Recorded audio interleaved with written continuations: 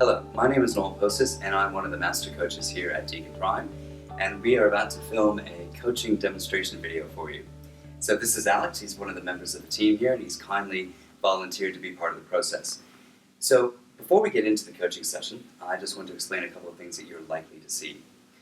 One, I actually have no idea what Alex wants to talk about. I made a point of saying don't tell me. So what you're about to see is a very real coaching session.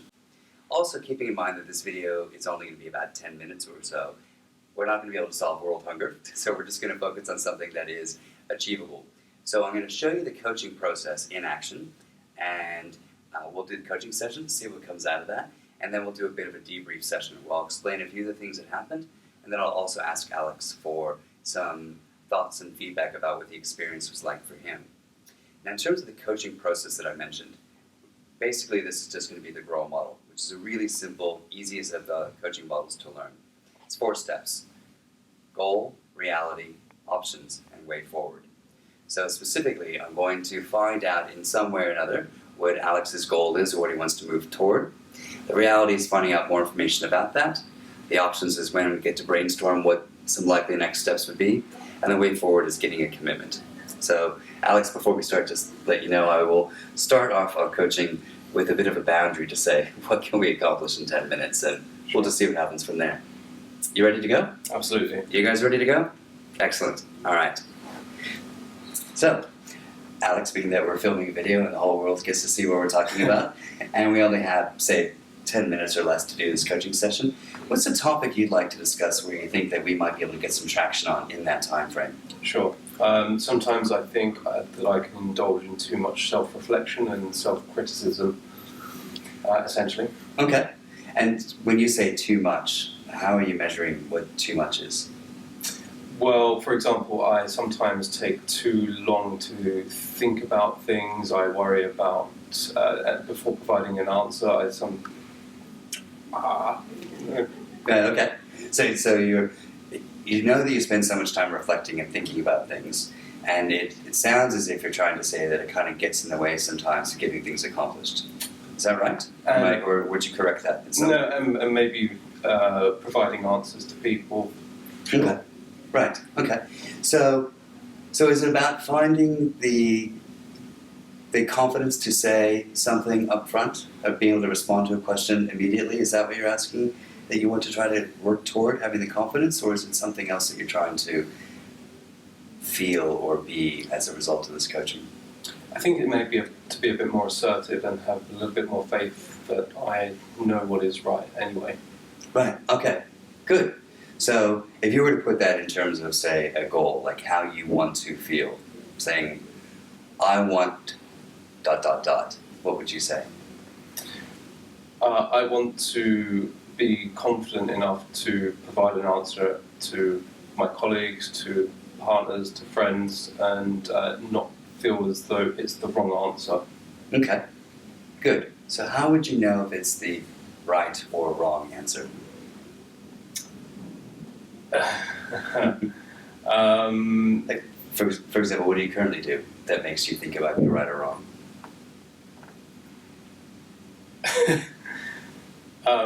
What do I currently do? Yeah. Sugar. I know, it's difficult with the camera watching. Yeah, but feel free to take your time. Okay. I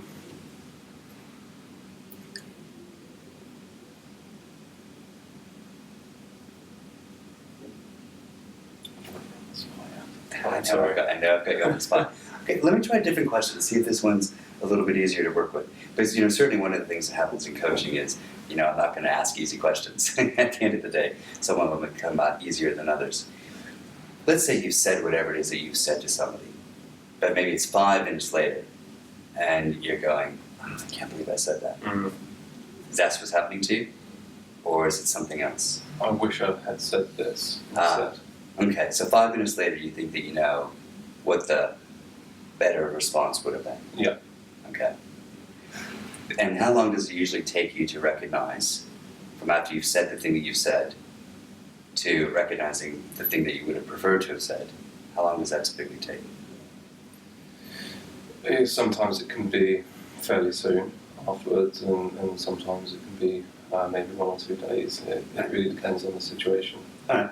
So in those situations where it's pretty immediate, a couple seconds later, what do you do in those moments?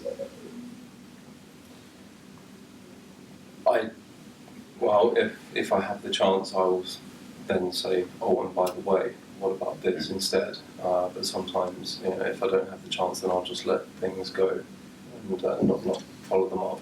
Okay. So when it seems like you have an immediate window of opportunity, you say something. You add in that additional bit of information or correct the information you've already provided to give the new information.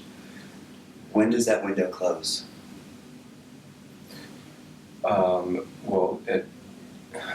If I don't have the opportunity, then it can close fairly soon after.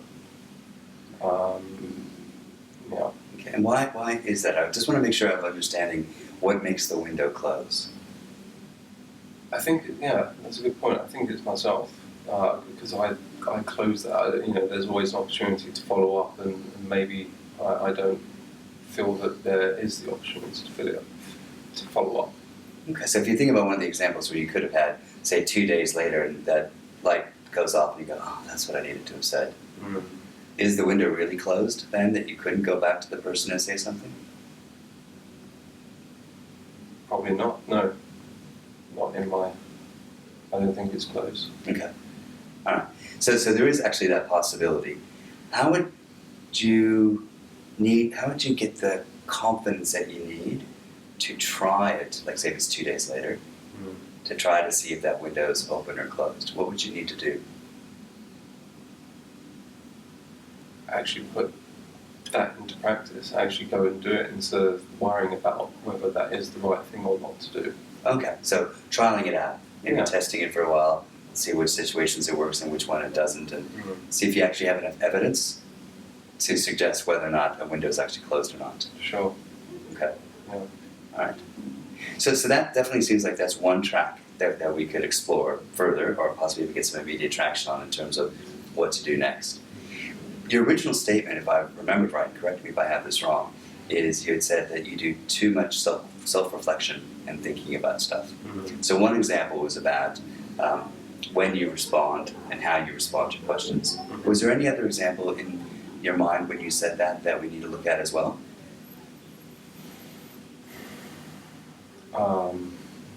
Not that I can think of. Okay. I just wanted to make sure I double-checked, and if this had been a longer coaching session, we probably could have looked at a number of things. But at least we got down to one particular area. So we know how you want to feel. We know a little bit more about what the current situation is in terms of sometimes feeling that you're not able to give the quote-unquote right answer at the time, but it comes to you later. And would you say it always comes to you later, or almost always? No, not all the time. Certainly not. But I think also it's on some level fear of actually saying what I need, what I want to say at the time as well. Okay.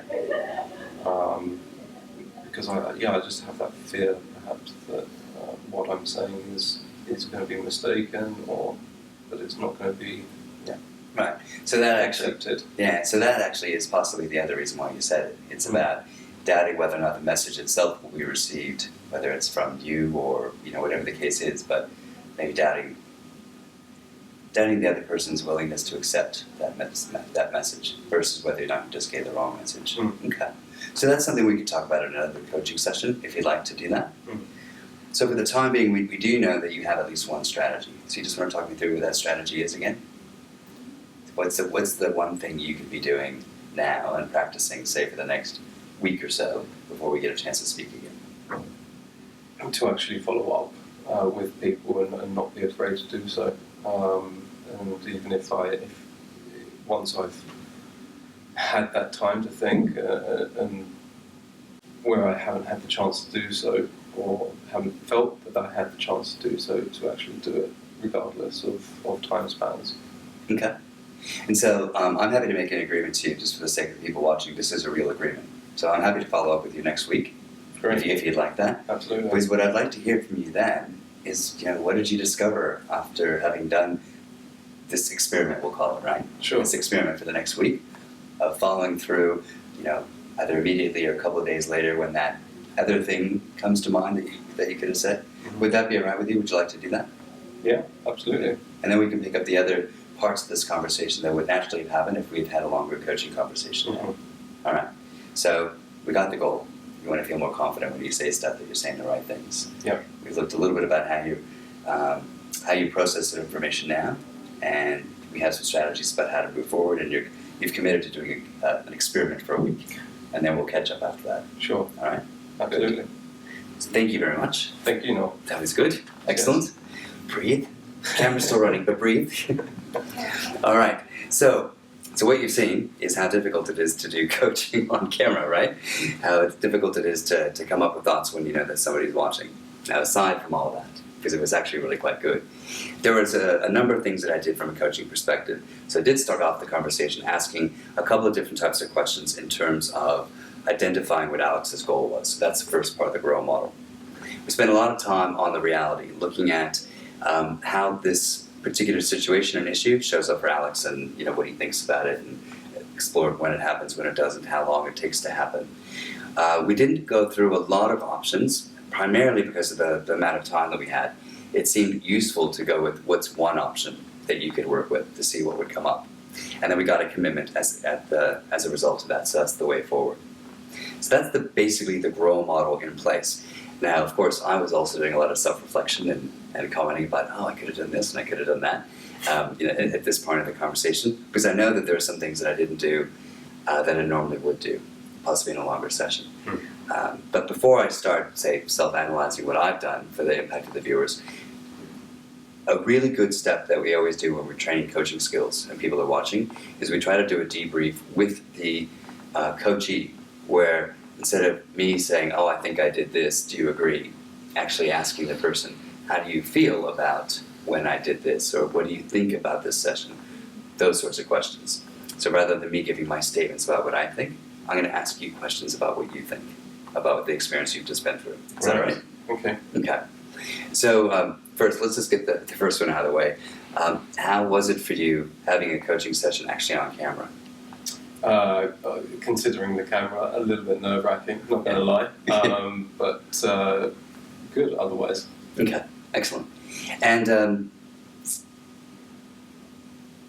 how do you feel about the coaching in general? I think it's really useful, honestly. Again, coming back to the self-criticism thing that I have, I think it's important to draw things out of me sometimes, just for my own self-development. Right. Okay.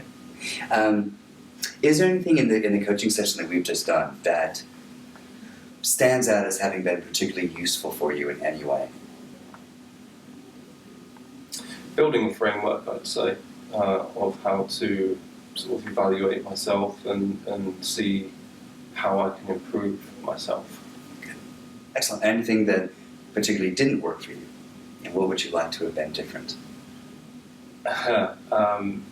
Nothing that particularly didn't work for me. Maybe a little bit longer on drawing some more of those elements out, and maybe a few more strategies, but considering the 10 minutes. Yes, absolutely. In a proper 30-minute or 60-minute coaching session, or whatever length of time it needs to be, we definitely would have done that, and that's part of my commitment to you, that we will continue to do that the next time that we speak. If you were to make a recommendation, I'll say like to camera, about coaching in general, and to anybody watching who might be looking at this because they're either considering having a coaching skills course for their leaders, or they might be looking at an e-learning module, if you will, for how to teach coaching skills, but teaching it online through videos. If you could give any recommendation to the people watching this about the coaching process and its importance as a skill, what would you say to them? I would definitely stress its importance. I feel can help remove any sort of self-doubt, certainly a confidence booster, so absolutely, I think there's definitely uses there. Okay, excellent. Alex, thank you again. I really appreciate it. Because not only are you a legend for doing this, but you're a legend for doing this on camera. Sure. So I really appreciate it. So thank you very much. And if you have any questions about coaching or how coaching services that we can provide or how coaching training for your staff can improve your overall people development strategy, please get in contact with us. Thank you.